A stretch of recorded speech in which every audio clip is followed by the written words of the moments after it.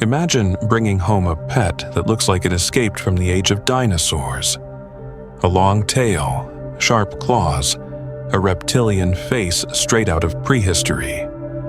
And then, the moment it feels threatened, it suddenly unfolds a massive frill around its neck, opens its mouth wide, and transforms into something that looks more like a movie monster than a lizard. For a few seconds, it doesn't look real. It looks like a dinosaur, and honestly, that's exactly why so many people fall in love with it.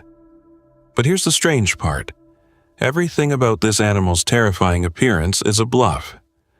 The giant frill, the intimidating posture, the dramatic display that makes it look ready for battle. None of it exists to help the animal fight. It exists to help it avoid fighting altogether. The frilled dragon is one of the most extraordinary reptiles on Earth, and the more you learn about it, the more surprising it becomes. Today, we're going to explore why this pet dinosaur looks the way it does, why it runs like a miniature raptor, and why one of nature's most intimidating reptiles is actually trying its hardest to be left alone. Because once you understand what you're really looking at, you'll never see a frilled dragon the same way again. Let's start with the frill itself, because it is the first thing everyone notices and the reason this animal became famous. The frilled dragon, scientifically known as Clematosaurus kingi, is a species of lizard native to northern Australia and parts of southern New Guinea. At first glance, it looks impressive enough. It has a long body, powerful legs, sharp claws, and a tail that can account for more than half of its total length.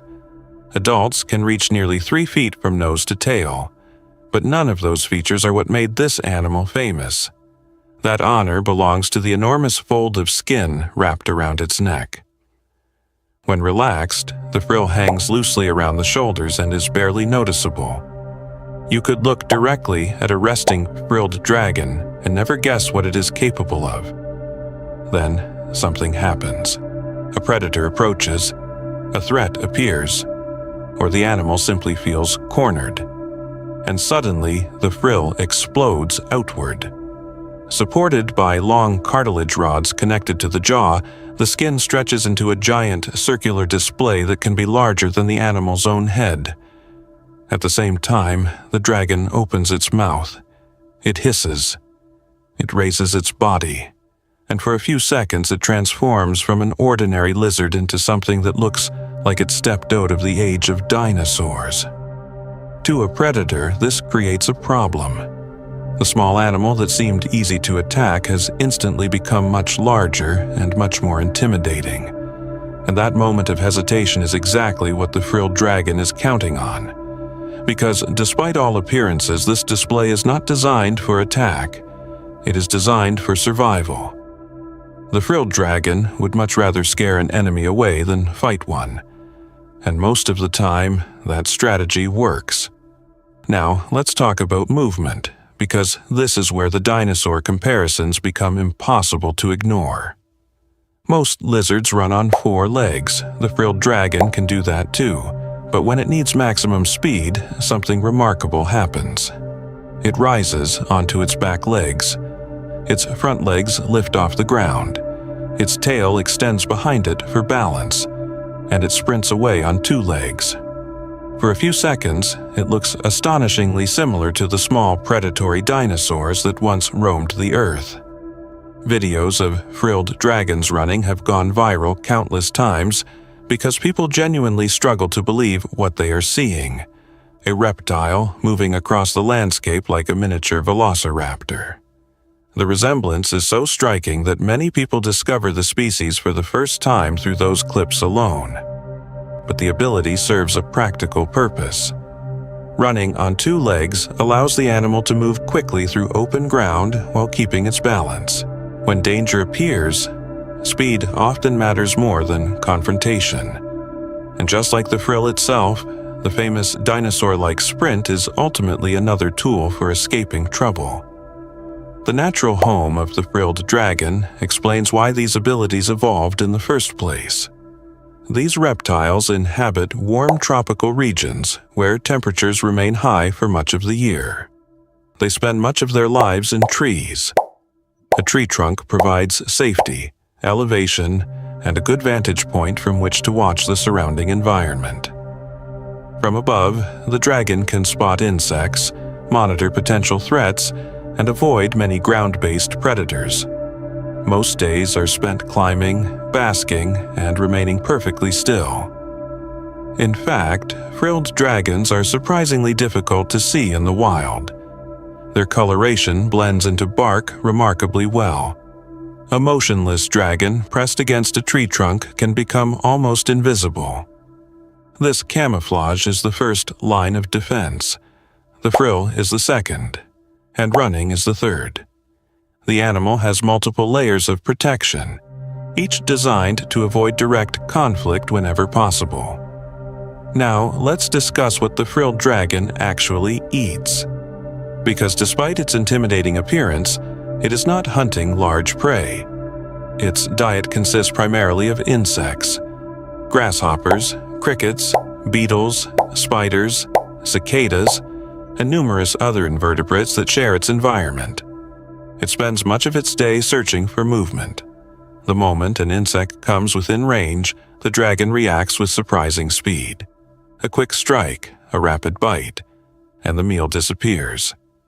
Occasionally, larger individuals may consume small reptiles or tiny vertebrates, but insects remain the foundation of their diet.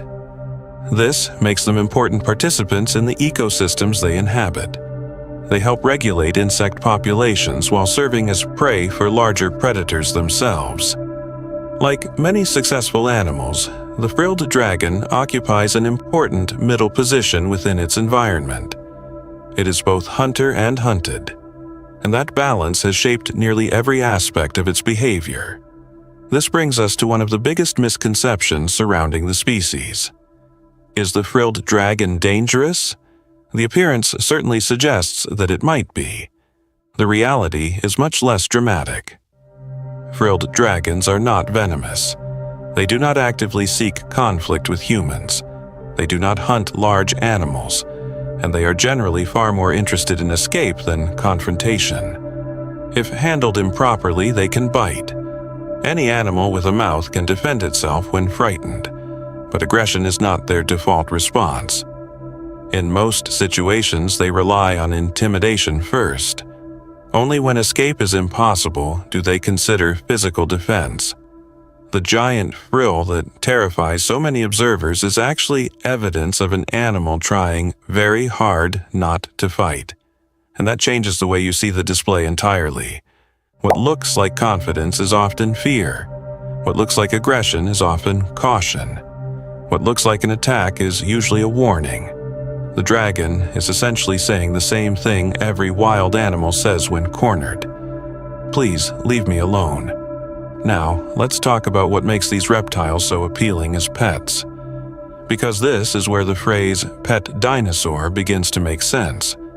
Owning a frilled dragon can feel like sharing your home with a living piece of prehistory. The appearance is extraordinary.